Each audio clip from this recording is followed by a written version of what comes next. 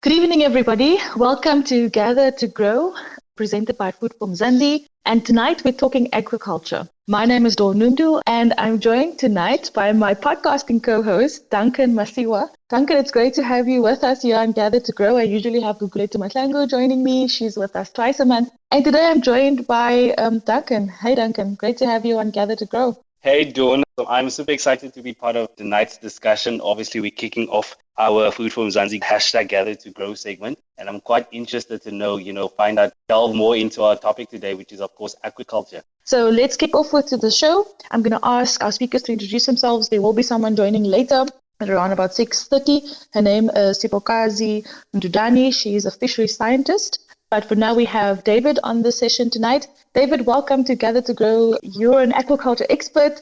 Tell us a little bit about yourself and let's get the show on the road. Yeah, Dawn, and obviously Duncan, who I know through social media and through working with him over the past probably year. Aquaculture is a fairly new farming sector. It's only been around commercially in Africa around about somewhere between 50 and 70 years. And so we'll get into the nuts and bolts of the sector, where it's come from, where it is now, and where it's going. Thank you so much, David. As you so rightly mentioned, it's fairly new. People aren't too familiar with it. Could you explain the concept and where it all started? Well, various forms of fish farming or aquaculture have been around for centuries. The Chinese, the Egyptians, the Romans, all kind of farmed fish, and they've even found evidence now in finding old pond-type systems in Hawaii and various places. But the real commercialization, and we talk specifically about tilapia because tilapia is an African fish. There are about 30 odd different species. Only 3 or 4 of those are commercially viable, and it is now the second most farmed fish in the world. So our little African fish has been spread across the globe, and it is feeding millions and millions of people. Sadly, the development in Africa has been focused on subsistence farming, and it wasn't until the early 80s when work that we were doing in Zimbabwe with Willard's Foods and the setup of the first commercial cage operations in southern Africa. The development of cage operations takes a lot of money. You require a lot of environmental compliances, and not everybody can have access to the lakes and rivers. So the drive to develop aquaculture now has become more land-based and what we call RAS systems or recirculating aquaculture systems. And this allows you to farm, basically anywhere across the globe with many, many different species. But again, our focus in Africa will certainly be on tilapia. It's through the technology that agriculture has become so successful. And if you just take a prime example would be the poultry industry. If we were farming chickens as we did 60, 70 years ago, we would certainly not be eating as much chicken or have access to as much protein as we do. So if a new farmer is considering aquaculture and specifically to farm with tilapia, what would they need to understand from day one? What a lot of people do is they try to set up a business without getting a full plan together. And a lot of that business actually revolves around traditional business, marketing, selling, managing cash flows, raising money, and all of those aspects. And so one has to really have a very well-rounded business plan and skill set to be able to put onto a banker's table or a funder's table or an NGO's table to say, we want so much money to develop this project. And then obviously with the lack of aquaculture skills across the sector, you would have to engage with somebody who could certainly show you the ropes. Because if you don't understand the farming processes and how you control the environment and your feeding and your water flows and all of those things, the chances are that you lose a batch of fish. And once you lose a batch of fish, you're going to be set back by anything between 4 and 6 months. And that doesn't go well with people who funded your projects. So you really need to walk before you can run. There's an organization that specifically looks at aquaculture development across the globe. And about 3 years ago, their CEO, Mike Fairlings, made this statement. He said, if you wanted to build a large-scale aquaculture project anywhere in the world today, there are probably less than companies that could do that for you. And when I talk about large scale, I'm talking large scale. These would be investments of hundreds of millions of US dollars or hundreds of millions of rands. And so what we did as a company was to look at how could we develop skills in the sector without giving somebody the keys to a 1 million rand, 5 million rand farm. And so we start at very grassroots levels with basic small scale farmer training. By going through that process and learning the practicals of tilapia farming, you are confident by the time you get to your business plan and putting it on the table that at least you could avoid some of the pitfalls. I love that you highlighted skill sets needed to start in the aquaculture industry, David. And just piggybacking on that, what are the kind of training that prospective aquaculture farmers should be looking for, and where does one even start? Where do you go for training? The aquaculture sector is as diverse as any other sector. So you need to find where your passion and where your focus is going to be. If it's just on pure production, well, then you need to find somebody who's producing a lot of fish and go and talk to them. And hopefully they would be open enough to allow you either to do an internship or get some what we call wet hands skills development. But you can specialize in genetics, you can specialize in feed, you can specialize in engineering, you can specialize in production, processing, and then marketing and selling. It really opens up a huge opportunity for a number of careers. And a lot of those careers would need to be developed. We are currently working with, obviously, the Department of Agriculture and with some of the local universities. And so we just have to create the right platforms and the right knowledge and open the doors for people to be able to enter the sector. Yeah. Training, is it quite accessible to prospective aquaculture farmers? Is it one of those things that, you only find the kind of training in a specific province, or is it kind of scattered across these provinces? No, I think most provinces certainly offer university-type courses where you could get a basic degree or a master's or a PhD in fisheries management, aquaculture. But the reality is that very few of those universities have the proper research facilities or production facilities. I was very lucky when I went to college. The college actually had its own fish farm, and we were able to go and work one day a week over the weekends on various farms within the district. Now, it's not easy to just allow all and sundry to come and work on your farm. And what we are planning to do is actually to develop a hub. And at that hub, you would be able to develop some of those, practical skills. I think we may have lost him. For more on this topic, you can, of course, go to Food from Mzansi. We've done extensive reporting on this specific topic that I'm referring to, is specifically for tips around how to get started. It specifically highlights the species, what you need to do to set up, the area that you would also need to be available to you to start. And we also feature another farmer, Morena Keshani. We were also hoping to get on the session, but also connectivity issues was a problem there, Duncan. So in this article itself, we also talk about the different species, the freshwater species, which was the trout. I think David was talking about tilapia as well, catfish, they have marine catfish, and also koi carp. So there's a number of avenues to possibly go into in terms of freshwater species. There's also some detail about how to choose a species to farm with, which is also very interesting as well. So there's lots of options, and I'm talking like an expert because I read the article. But of course, for more, you can go to Food from Mzansi on this specific topic. I think, agriculture is definitely one of those understated industries. Agricultural sector, it's one of those sectors that is still infancy. I think because it's so in its infancy, there's a lot of opportunities. But, obviously because when a sector is in its infancy, there's of course a lot of challenges that comes with that. The aquaculture industry, there's a lot of red tape and it's so small. A lot of the times farmers, that get into the space struggle to either have into markets, access to funding, and even access to technology. And of course, those are some of the topics that we were hoping to chat to David with. I'm hoping that you can get him soon on the line so that he can just take us through, some of the, in terms of technology, what aquaculture farmers should be looking at, and also, access opportunities where farmers can go with the funding to start their journeys. Maybe there is someone from the floor in the meantime that is already an existing aquaculture producer, someone that has already started out. If we are here and you have some insights to share, please do send a request to join the conversation. We are more than happy to open the floor up for you. David is back. So the last question was, where can one study? I mentioned that there are a number of universities around South Africa that do offer various courses in the aquaculture marine sector. But one really needs to decide where they want to specialize. And, once you've got a degree, it's still quite a difficult field to get certainly a job in. There aren't enough farms developed.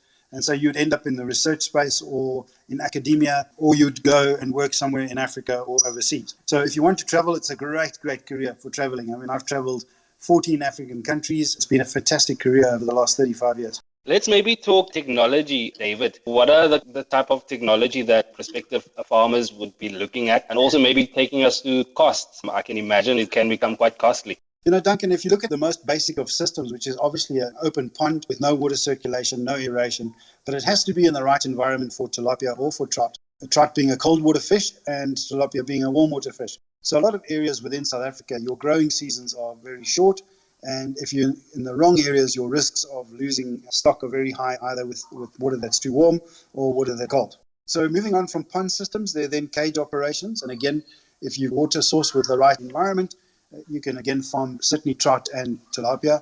And then moving from cages, you're entering what we call the recirculating systems, which are ponds or tanks or big, large concrete systems. And the cost of the development obviously depends on the scale. But we really need to have this stage within South Africa and Africa, hundreds of thousands of small-scale farmers, each contributing fish to their own communities. And that is where my focus has been, because it's much easier to develop those smaller projects and develop the skills within those projects that could then move on to medium and large-scale operations. The medium-scale operations, basically you're finding a lot of private investors are looking at the space. And in terms of large-scale commercial operations, these then become fully integrated operations, pretty much like the chicken guys, where you have the eggs and the hatcheries and the grow out, the feed plant, the processing, all of that. And these become multi-million rand projects. There are a number of those currently being muted within the market, but with Eskom the state that it is at the moment, I believe a lot of those farms go on and deploy their own solar plants to ensure electricity continuation and reliability and cost.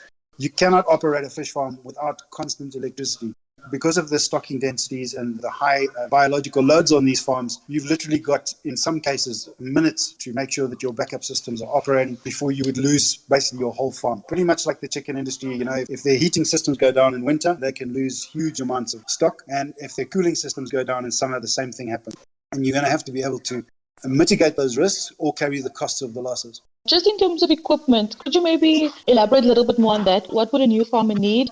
And also in terms of space, how much space would you need depending on the scale that you decide to obviously venture into when you're starting out? What we've done is we've had a look, and a lot of companies and operations are moving this way, and that's to look at more intensified fish production. So space and water use are no longer major issues with intensive aquaculture. The systems that we develop, we run them in greenhouse modules, and the greenhouses, because we're looking at absorbing as much free energy from the sun as we can. And what we call a entry-level farm basically covers 400 square meters of land, and we operate with 16 tanks, obviously with filters and aeration. And those farms also were designed for very specific reasons. Having worked in 9 African countries and having gone and built farms in some of those countries, you don't want to be away from home and on site for months and months on end. So we can literally establish now a farm within 6 to 8 weeks. And that means building all the infrastructure, doing the training and skills development, and getting water in the tanks and fish in the tanks. And so we've got a very, very quick turnaround in terms of establishing a farm. And when we start operating those farms, we start operating at a very low level of risk because we've got a lot of water and small fish and few fish in the system. And it's only as the system develops and your stock biomass increases and your feed loads increase that you start pushing up the risks. But that'll give you basically 4 months of everyday monitoring and testing and developing the processes to keep the water quality, the right parameters, and to mitigate any human error. And most people ask me, what's the biggest risk with farming? And it's always the human error. Somebody doesn't fill the generator with diesel, somebody overfeeds the fish, somebody doesn't flush the filters. And so you really have to be on top of your game, and you have to have good staff. And those staff, so long as they're well trained in the processes, they don't have to be high-level scientists or biologists or engineers or any of those things.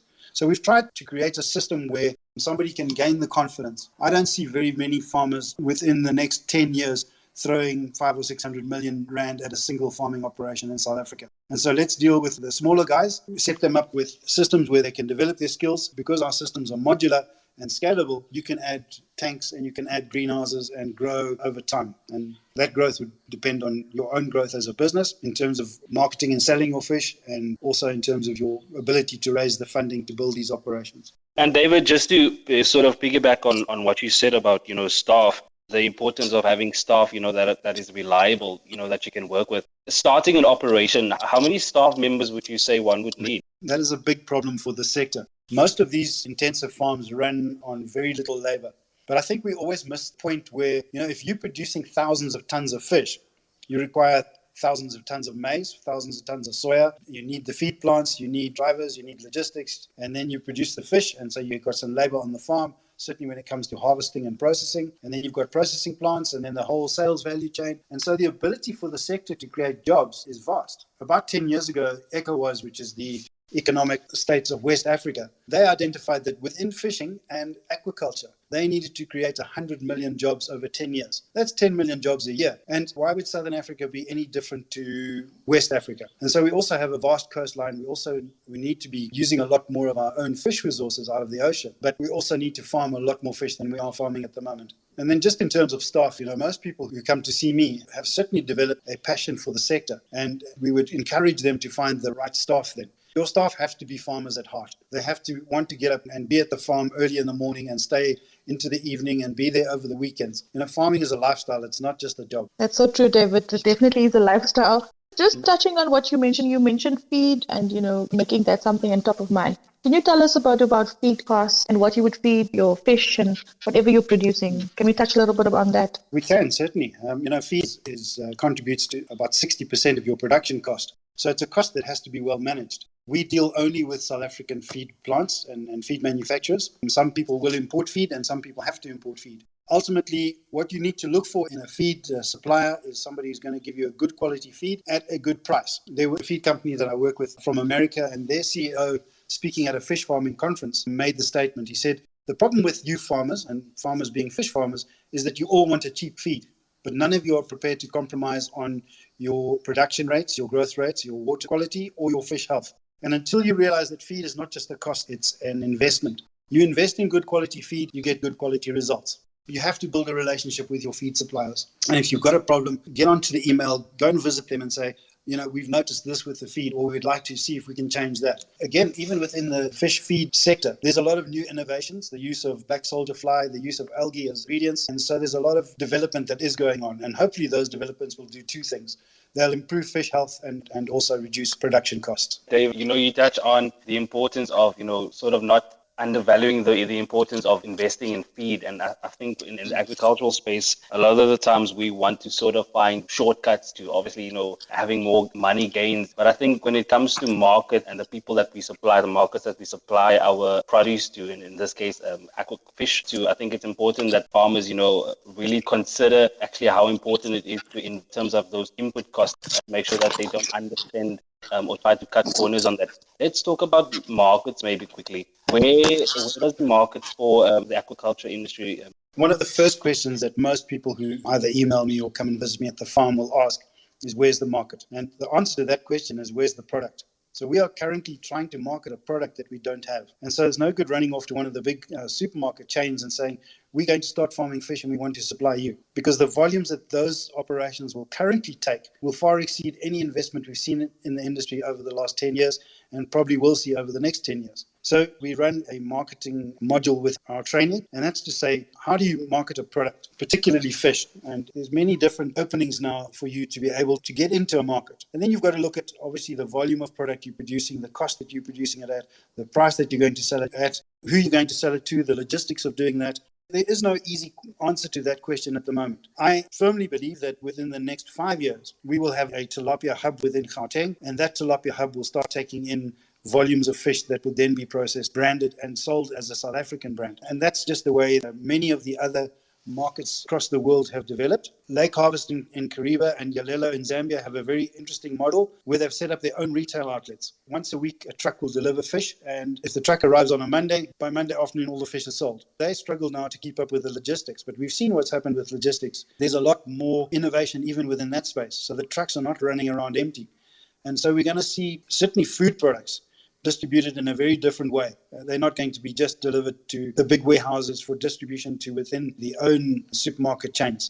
A lot of our clients will buy fish directly fresh from the farm because fish is a fresh product. And so, even if we pack that fish in cooler boxes and we have motorbikes running around and delivering it pretty much like we're seeing within many of the restaurant trade now and also some of the supermarket, it's becoming an exciting space to work in. But marketing of a product, if you don't have a market and you go and build yourself an operation, whether that's a dairy farm, a pig farm, a chicken farm, you're going to struggle. And so the marketing aspect needs to be taken care of at the front of your whole business planning, and you need to make sure that you can keep pace with the growth of that market. If you're producing fish and you're selling it to a client and that client double the quantity, you can't press a green button and produce more fish. You have to build the infrastructure, you've got to stock those systems, the fish have to grow. And so the lead time on developing bigger markets is not easy. But working as a network of farmers, I think we can start to impact the volume of fish that's being traded. Thanks so much, David. I want to touch on timelines in terms of production. Perhaps you can talk about production timelines in terms of starting out and how long it usually takes for a fish to be grown to a point where you can actually sell it and market it. Most farmers will start off what we call with a fingerling, and that's a little fish that's as long as any of your fingers. And so if you've got big hands, you're going to start with nice big fish. But from a fingerling to an edible plate-sized fish, which we market at 350 grams, it'll take 6 months minimum to grow that fish. Now, with tilapia, your biggest production factor is actually temperature, water temperature. So you might have excellent genetics, you might have excellent feed, you might have excellent systems, excellent staff and management. But if you're not farming at the right temperature, which is fairly for the South African environment, we talk about water temperature being on average 28 degrees. And so if you just compare that with the swimming season in South Africa, where most of our swimming pools will be at 28 degrees, and certainly our last winter, I think we're still sitting with water temperatures in our swimming 22, 23 degrees. And so that limits your growth rates very severely. As I say, by farming with greenhouses and closed systems, you can start heating the water and controlling the heat, what we call the heat sink within a system, so that your heat losses are less and your water temperatures are fairly stable. And obviously then your heating also much lower. So, those are all aspects that we've looked at, and we offer a range of possible solutions for heating. And we are not heating engineers, and we would recommend that our clients thoroughly investigate what they want to do before they go and spend on boilers or solar panels or heat pumps or any of those heat applications. A question around funding, available funding. So you said earlier that you work with the Department of Agriculture. Is there funding available, and what should farmers know? Well, the first thing is, you have to have what they call a bankable business plan. There are forms that you'd be asked to fill in and all of that. There's a lot of information that needs to be gathered. And putting a pitch on the table is what you really need to be able to do, and to do successfully. There are funding opportunities available through the government, through the Land Bank, through GTI, through Operation Pakiso, which is the Blue Oceans Economy Fund, and also through a small fund that was set up in 2013 called the Aquaculture Development Enhancement Program. Now, that program was written with the DTI and the Department of Agriculture, and that was to fund farmers that are already farming and who are looking at upscaling or getting into agro-processing. The good news is that about a month ago, an international aquaculture funder who has funded millions of dollars into aquaculture and aquaculture innovations over the last 5 years has set up a $30 million fund for sub-Saharan aquaculture development. And they're going to grow that fund the next 2 years to about $500 million. So the money is available, but that doesn't mean that you can send someone an email and say, I want to build a fish farm, please send me 10 million rand. It's going to be a process, and you're going to have to prove yourself and your skills and your knowledge and your business plan. But again, by starting small and learning and developing, you've already got what we call skin in the game. It's much better to have skin in the game than to go to somebody with a piece of paper or via a phone call or an email and say, this is who I am, this is what I want to do, let's get started. Thanks so much, David. And before Ivor asks his question, I've got another question from a farmer. And the farmer asks, is it better to breed your own fish or buy from fish farmers? The other question is, how does the tech system work in terms of where to source the water? Right. In terms of breeding, again, it's something that can be done fairly easily. But if you're going to be a fingerling producer, you've got to make sure that your fingerlings are good quality, the genetics are good quality, that they're raised as healthy fish up to fingerling stage, that they're free of any disease, and obviously that they will grow. We've seen a lot of discussion around fingerling production within Africa, and you can count on your fingers and toes the number of really good quality commercial hatcheries across Africa. If you compare that with what's happened in Asia, and just take Bangladesh, which is a fairly poor country in comparison to the Philippines or Thailand or China, they've done incredible work in developing small-scale farmers and hatcheries. In the last 10 years, they've developed 400 commercial hatcheries. In South Africa, we still don't have any real commercial hatchery operation. Ours is still a very small hatchery, and that's because we were focused on genetics, on developing the technology and the skills and training side of the business. But if you're going to have a farm where you require either hundreds of thousands of fish or millions of fish, well, then you would certainly want to consider building your own hatchery and having your supply and the control of your supply on the farm. Thank you so much for that, David. Ivor, are you ready to ask your question? Thanks. I'm enjoying the conversation, everybody. Good evening. David, I'm hearing a lot of talk about tilapia, and I find it quite exciting that Gauteng could be the tilapia hub of South Africa. But there is a perception that any fish can be economically raised or farmed on a fish farm in South Africa. Is that correct, or what is your experience? And then also, there's a perception out there in the South African agricultural space that fish farming is relatively easy. It's the easy farming industry as compared to the rest. Your view on that? Thanks. I'm listening. Thanks, Ivor. Another great question is aquaculture a viable business? Well, who's running the business? How's the business structured? How is it funded? All of those questions that someone would need to answer. In terms of the viability of different species, do you know that we know more about the moon than we know about the oceans? And so there are thousands of fish species, and some great work has been done in the last 10, 15 years on looking at alternative species, and mainly within the marine sector. Within the freshwater sector, we're looking at tilapia, we're looking at catfish, we're looking at carp, we're looking at trout, and more recently now, we're looking at salmon. There's a very large salmon farm that is on the table. I don't know how far it's got since the last media release. That's a $200 million salmon farm in Lesotho. Now, farming salmon in Lesotho is great for the economy because most of that, in fact, I think all of that salmon would be exported to South Africa and to the Middle East and to Japan. So obviously the people who are developing those farms have the knowledge and the skill sets and the technology and the markets to be able to drive that kind of operation. So again, if you've got excited about a species and you think that you're just going to write a business plan and find somebody who's going to build your farm because you can buy the tanks and buy the pumps and buy the filters and do whatever else, you're going to go through a very expensive University of Life learning experience. But within the next 2-3 decades, I think we'll see phenomenal amounts of development of what is possible. They're farming tuna on the top of buildings in Hong Kong. And so if you go and Google and see what is being done and what the possibilities are, it's absolutely mind-blowing. So yeah, exciting times, exciting spaces to work in. Farming fish on top of a building. That's amazing. Listen, I've got another question from one of our Twitter users that are listening in. They go by the name of Tiga Abdullah. Question is it better to dig up a pond in a swamp simply because of the ease with which to get water, or construct a rectangular pond and introduce spring water? Yeah, look, obviously one of the biggest challenges of digging ponds is keeping water in them. But if you keep water in them, you also have to get water. You need to harvest your fish. So again, it depends on why you want to build the pond in that location. And if water is just the answer, well, it's probably not the only answer. You can go and find a nice swamp that's hundreds of kilometers from anywhere that now you have to truck feed in. You've got to go and get people to go and live there and manage the farm. And then you have to get fish back to the market. And that's why we really are focused on what we call urban aquaculture. We can farm in buildings in the middle of Joburg. We can farm in small holdings in and around Johannesburg, Pretoria, Durban, Cape Town. And so we are fixed on a specific model for specific reasons. If you look at China, very much of China's tilapia production comes from very large-scale pond operations. And that's because the Chinese have to keep farmers on the land. You can imagine if there was no work in the rural communities and all of these people started drifting into the Chinese cities, it would be a complete disaster. But they've got resources and they've learned how to use them, and they make very, very good use of that. China are the largest tilapia producers in the world, and they probably export as much as 70% of what they produce, and to almost every corner of the globe. One of the biggest gripes with Donald Trump was that as much as 60 to 90% of all the seafood in America is imported, and some of the fish are caught in America and then shipped to China for processing and then shipped back. And so he looked at the legislation and the fishing and aquaculture and said, we need to rewrite the rules and regulations so that fishermen can fish for supplying fish to America, and processing plants can process fish for Americans, and the same with aquaculture. The American market is an interesting one to follow. It's only been around for less than 30 years. The last reports I saw, somewhere between $100 million worth of fish was farmed. When I say fish, tilapia. And so there are developments within the American tilapia sector. And we have recently just shipped, and because of the delay in logistics, 2 of our systems have arrived in America, in North Carolina,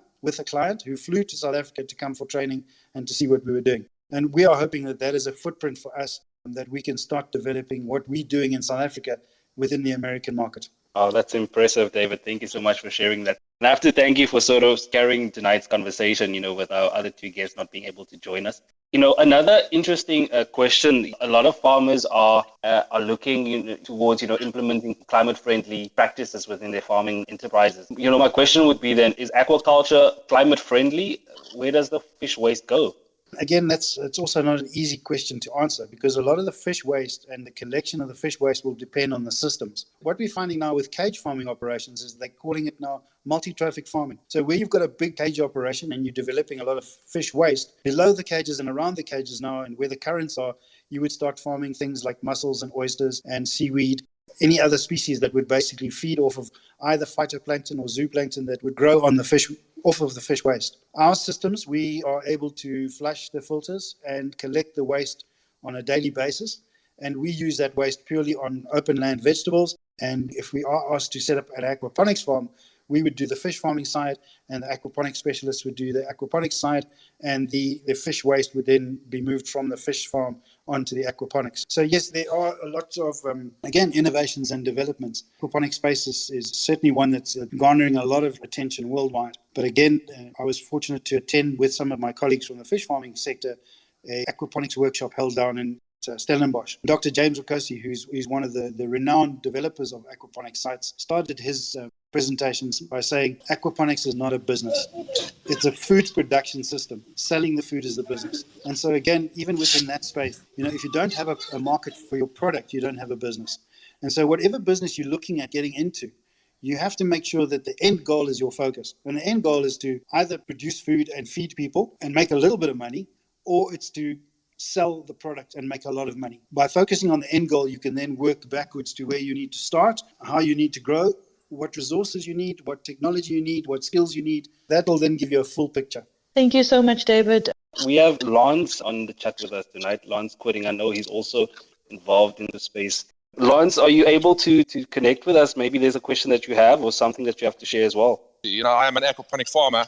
In my farm, we've got two sides. We've got the aquaculture side and we've got the growing side, and we're completely decoupled. So aquaculture is really one of my passions, and it is such a complex subject, and there are so many facets to it. And I think David's given you a very good exposure to, a general view. I would love to see a forum like this at least once a month, or, something is not so onerous, but you cover specific topics within aquaculture and within growing fish and within farming. I mean, it really, I think his comment from the Rokosi course is absolutely valid. It's a food production system and the business is in selling it. I mean, if we haven't got markets, we can't sell. And no business will be sustainable without it. Yes, I love this forum. It's the first time I've actually attended something like this. In my opinion, we need a lot more of this because the information sharing, is tough. When people get involved in a very hands-on business like this, you learn by experience, and you'll get to a sticky point and you don't know who to turn to, and you don't know where to go. Only through experience that you're going to hit some of these stumbling blocks, and it's only through experience and finding out what to do are you going to get over those stumbling blocks. And it's like any other business. It's like becoming a lawyer.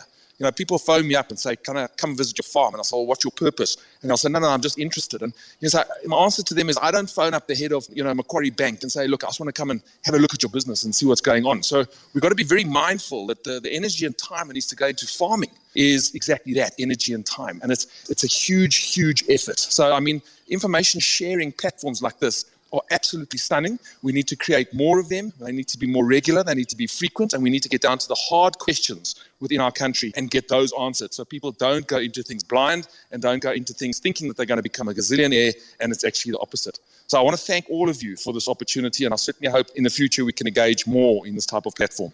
Yes, thank you so much. Yes, definitely, Lance. We usually have this with Gugulethu Mahlangu. We joined her farm spaces, and now we have Gather to Grow.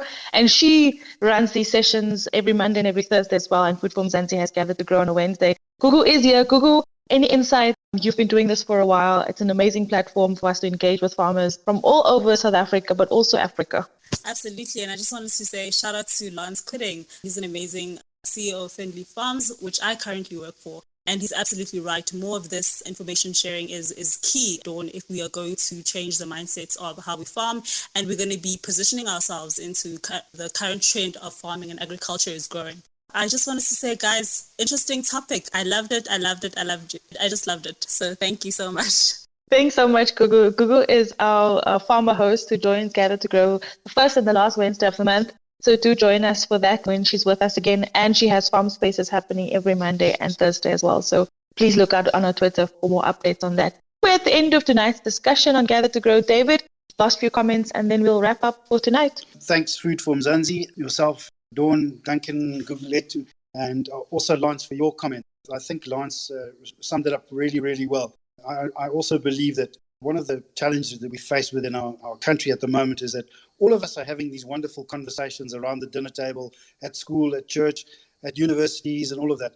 But we're able to get into one room and really grow the conversations. And that's what we need to do, is understand each other and try and assist each other and work together, make certainly aquaculture and aquaponics and farming the sector that we would want it to be.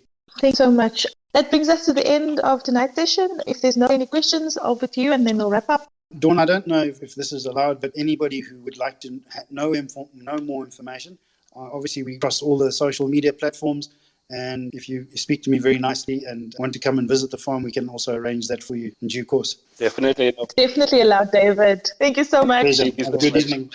I've been able Okay. to join the space conversation, but I've learned more, and I've learned more because the network have been very pure due to the connection. What I want to say is that I've learned more, and I'll be able to follow you guys through it all. And I would like to keep it up. We need more of this as the youth of Mzansi. As youth, we need to be empowered. We need to learn more about farming, especially when it comes to aquaculture farming, because so many young people know nothing about, but you give the advices for free. I'd like to say thank you. That's where I'll end.